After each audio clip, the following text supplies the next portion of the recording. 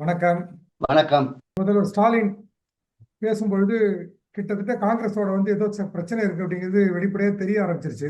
தமிழ்நாட்டு மக்கள் ஏத்துக்க மாட்டாங்க கூட்டணி ஆட்சியை. இது ஒத்து வராத விஷயம்னு சொல்லியிருக்காரு. இன்னொரு பக்கம் மாணிக் தாக்கூர் ட்வீட் போட்டிருக்காரு. கூட்டணி ஆட்சி வேணுமா வேணாமாங்கிறத தமிழக மக்கள் தான் முடிவு பண்ணுவாங்க அப்படின்னு பதிலுக்கு அடி அடிச்சிருக்காரு. அதாவது 2006ல இருந்து திமுக ஆட்சிக்கு வரும்பொழுது மைனாரிட்டி அரசா தான் இருந்துச்சு திமுக. ஆனா அப்போ ஆட்சியில பங்கு கேட்காம போனது காங்கிரஸ் செஞ்ச தப்பு அப்படின்னு சொல்ல ஆரம்பிச்சிருக்காரு. வெளிப்படையா மோதல்கள் வந்துட்டு இருக்கு. இந்த நிலைமையில காங்கிரஸ் திமுக கூட்டணி தொடர்றதுக்கான வாய்ப்புகள் இருக்கா, இல்ல ஸ்ட்ரெயின் ஆகி காங்கிரஸ் வெளியில வர்றதுக்கான வாய்ப்புகள் இருக்கா? ஏன்னா அவங்க பேசுறதா பார்த்தா பிரவீன் சக்கரவர்த்தி, மாணிக் தாக்கூர் இவங்க எல்லாமே கட்சி அந்த அளவுக்கு மேலிடம் சொல்லி தொடர்ந்து இப்படி பேசுறாங்கன்னா, மேலிடம் சொல்லாம குட்டி விட்டு ஆழம் பார்க்குற மாதிரி தான் தெரியுது. செல்வ பிறந்தகையை கேட்டா என்ன சொல்ற, மேலிடம் தான் முடிவு பண்ணணும்னு சொல்ற. இன்னும் திமுக கூட சேர்ந்து இருக்கணும்னு தான் நினைக்கிறாரு தவிர அவருடைய மனசுக்குள்ள கூட்டணி ஆட்சி வருதோ இல்லையோ திமுக தயவு இருந்தா போதும்னு நினைக்கிறாரு. இது என்ன நடக்கும்னு நீங்க நினைக்கிறீங்க? பெரும்பாலும் பொதுச் செயலாளர் பேர்ல, முதலமைச்சர் பேர்ல தான் ஒரு அறிக்கை வரும். திமுக கழகம் பேர் போடாம ஒரு அறிக்கை வெளியிட்டு திமுக கழகம் அப்படின்னு சொல்லி நாங்க இப்போதைக்கு தேர்தல் வாக்காளர் மறுசீரமைப்பு கூட்டத்தில் பணிகளில் சட்டமன்ற உறுப்பினர், மாவட்ட செயலாளர், நிர்வாகிகள் இன்னும் பல்லாயிரக்கணக்கான அந்த பணியில் இதுவரை இருந்தோம். அந்த பணி இப்போதான் முடிஞ்சது. அதுக்கப்புறம் நாங்கள் மாவட்ட இளைஞர் அணி, மண்டல இளைஞர் அணி, மகளிர் அணி அப்படின்ற மாநாடுகள்லாம் நாங்கள் நடத்திட்டு இருக்கோம். இது இல்லாமல் வீடு வீடாக போய் மகளிர் அணி தமிழக அரசனுடைய சாதனைகளை போய் மக்கள்கிட்ட போய் சொல்லி கொண்டிருக்கு.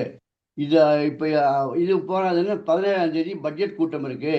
இதெல்லாம் முடிஞ்சு 22ஆம் தேதி கூட்டணி கட்சிகளோட தொகுதி பங்கீடு பற்றி பேசுவோம் அப்படின்னா, இதில் என்ன செய்திகள் சொல்றாங்கன்னா, கூட்டணி கட்சிகளுக்கு சேர்த்து நாங்கள் இந்த வேலையெல்லாம் பார்த்துருக்கோம், நீங்கள் எந்த வேலையுமே செய்யலை, உங்கள் வேலையை தான் நாங்கள் இப்போ செஞ்சுருக்கோம், நீங்கள் செய்ய வேண்டிய வேலையை நாங்கள் செஞ்சுருக்கோம் அப்படின்றத மறைமுகமாக திமுக சொல்கிற மாதிரி தான் தெரியுது.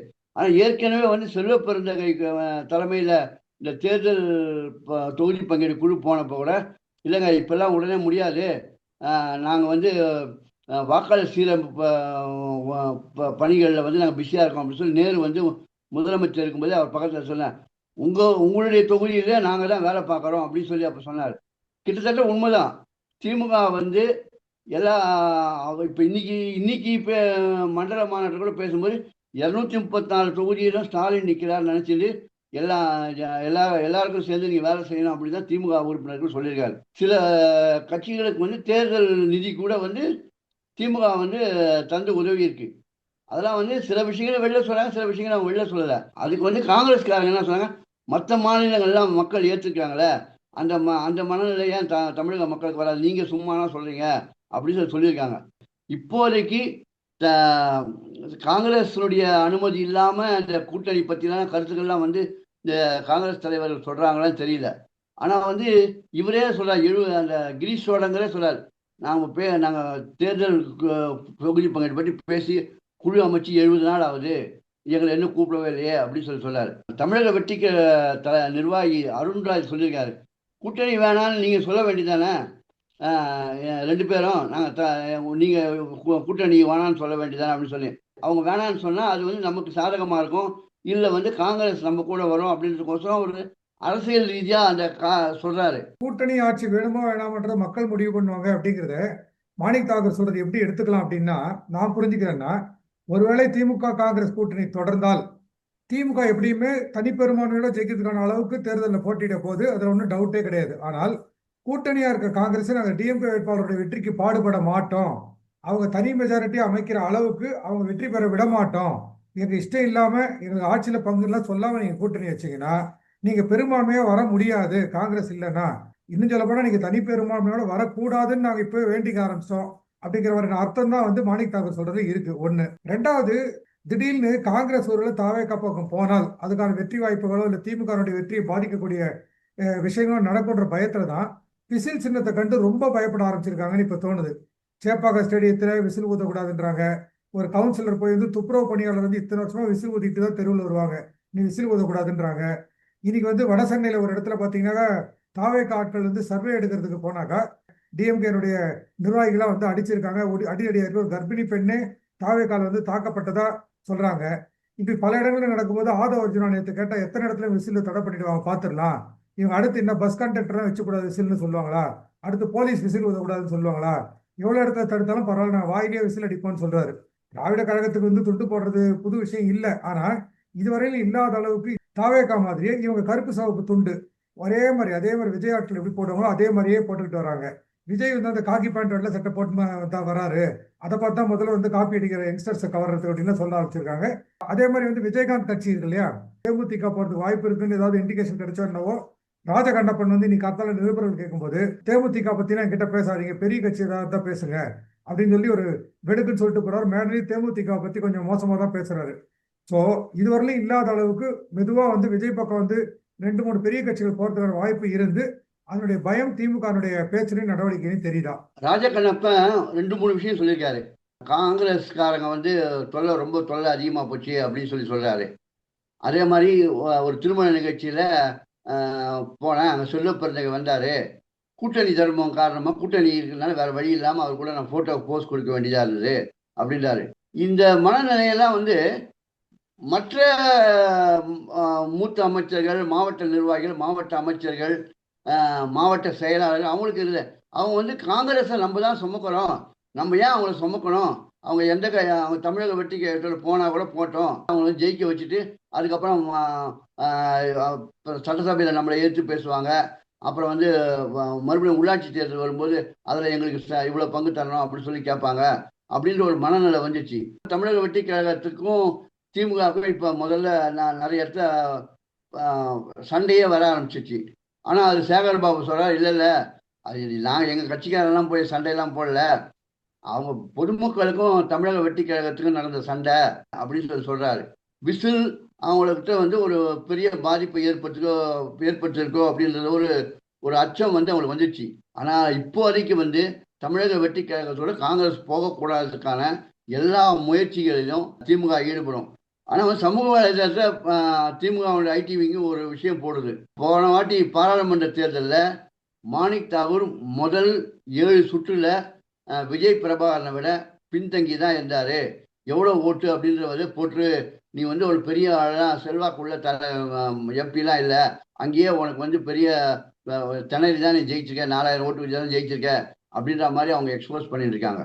இப்போ மக்கள் நீதி மையம் வந்து 12 தொகுதி கேட்குறாங்களாம், எங்களுக்கு வேணும் அப்படின்னு சொல்லி கேட்குறாரு அப்படின்னு கமலஹாசன் கேட்குறான்னு சொன்னாங்க. 12 தான் கொடுக்க முடியாது, 3 தொகுதி தான் உங்களுக்கு தருவோம், அது கூட நீங்கள் உதயசூரி சின்னத்தை நில்லுங்க அப்படின்னு சொல்லிட்டு தான் சொன்னாங்க. திருமாவளவனுடைய கட்சியும் கூட எந்த அளவுக்கு ஸ்டெபிலைஸ்டா டிஎம்கே இருக்காங்கன்னு ஒரு சின்ன டவுட் வர ஆரம்பிச்சிருக்கு. நம்ம நேற்று பேசும்போது பேசிக்கிட்டு இருந்தோம், நீங்க ராம்தாஸ் இந்த அணிக்குள்ள வரணும் அப்படின்னு நான் நினைக்கிறோம், வேண்டாம்னா நீங்க வந்து திருமாவளவனோட பேசி சரி பண்ணிக்கோங்க அப்படின்னு முதல்வர் சொன்னாரு அப்படின்னு ஒரு விஷயம் பேசிக்கிட்டு இருந்தோம். இன்னைக்கு பார்த்தா அதே தான் வன்னி அரசுக்கும் செல்வ பெருந்தகையும் ஒரு மோதலா வெடிக்குது. நீங்க போய் வந்து பேசிட்டு வாங்க, ராம்தாஸ் பேசுங்கன்னு சொன்னதாக செல்வ பெருந்தகை சொன்னதாகவும், அதை பத்தி வன்னி அரசு வந்து ரொம்ப கண்டிச்சு பேசின உடனே செல்வ பெருந்தகை உடனே இது என்னங்க பைத்தியகாரத்தனமா இருக்கு, நான் ஏன் சொல்ல போறேன் அப்படின்லாம், இதுலயே நான் தலையிடுறேன் அப்படின்னு ஆரம்பிச்சு விளக்கம்லாம் கொடுத்திருக்காரு. நேற்று ஆதவர்ஜனா சொல்றாரு, 40 வருஷமா வந்து தலித் மக்களுக்காக பாடுபட்டுக்கிட்டு இருக்கேன்னு சொல்றாரு திருமா. அவருடைய ஓட்டு பர்சன்டேஜ் வச்சு பார்த்தா கூட அதுபடியே கொடுத்தா கூட 6 தொகுதி தான் கொடுப்பேன்றாங்க விடுதலை சிறுத்தைகளுக்கு. இது தேவையா அண்ணன் திருமாவுக்கு இந்த அசிங்கம் அப்படின்னு கேட்கிறாரு. ஒருவேளை காங்கிரஸ் போனால் அந்த வழியை பின்பற்றி திருப்தி இல்லைன்னா திரும்பவும் போயிடுவார் அப்படிங்கிறதுக்கான வாய்ப்பு இருக்குமா? ஆதவர்ஜனா இவ்வளவு பேசுறாரு. அவங்க மாமியார் போன வாரம் பாரிவேந்தருடைய கழகத்துல இருந்தாங்க, ஐஜேகேல இருந்தாங்க. இப்போ வந்து எடப்பாடியை போய் சந்திச்சிருக்காங்க, அவங்களோட சேரப்போற அப்படின்னு சொல்றாங்க.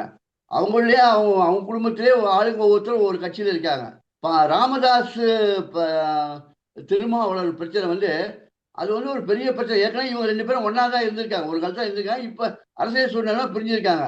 ஆனால் வந்து அதையே கூட வந்து வாக்கு வங்கிக்கோசம் ராமதாஸ் வாக்கு வங்கி நமக்கு தேவைப்படும் அப்படின்ற ஒரு நிர்பந்தம் முதலமைச்சர் ஸ்டாலினுக்கு இருந்ததுன்னா அவங்க 2 பேரும் கூப்பிட்டு பேசாம இப்பவே பேசுறதா தான் நான் கேள்விப்பட்டேன். அதனாலதான் அவர் வந்து திமுக தலைமை தான் முடிவு செய்யணும், நான் முடிவு செய்ய முடியாது அப்படின்னு சொல்லி திருமாவளவன் கேர்ஃபுல்லா சொல்லியிருக்காரு. கூட்டணியா இருக்கிற அன்னைக்கு சாயங்காலம் வரலும் ஒற்றுமையா இருக்க மாதிரி பேசுறதும், பிரிஞ்சு வெளியில போயிட்டாங்கன்னா பரஸ்பரம் ஒருத்தர் மேல ஒருத்தர் குற்றம் சாட்டுறதுமான விஷயங்கள் வந்து ரொம்ப சுலபமா நடந்துடும். ஒருவேளை காங்கிரஸ் வந்து இந்த கூட்டணியில் வெளியே போய் விஜய் பக்கம் போயிட்டால் காங்கிரஸ் திமுக பத்தியும் திமுக காங்கிரஸ் பத்தியும் சொல்றதுக்கு என்ன விதமான குற்றச்சாட்டுகள் இருக்கும்னு நினைக்கிறீங்க நீங்க? காங்கிரஸ் வந்து திமுக எதிர்ப்பு அப்படின்ற ஒரு நிலைப்பாடு எடுத்தா மதிமுக, இடதுசாரி கட்சி, கம்யூனிஸ்ட் கட்சிகள், விடுதலை சிறுத்தைகள், அவங்களாம் வந்து ஒத்துமையா இருந்து முதலமைச்சர் ஸ்டாலினுக்கு தான் வந்து சப்போர்ட் பண்ணுவாங்க. திமுக தயவில் தான் நீங்க ஜெயிச்சீங்க அப்படின்லாம் சொல்லுவாங்க.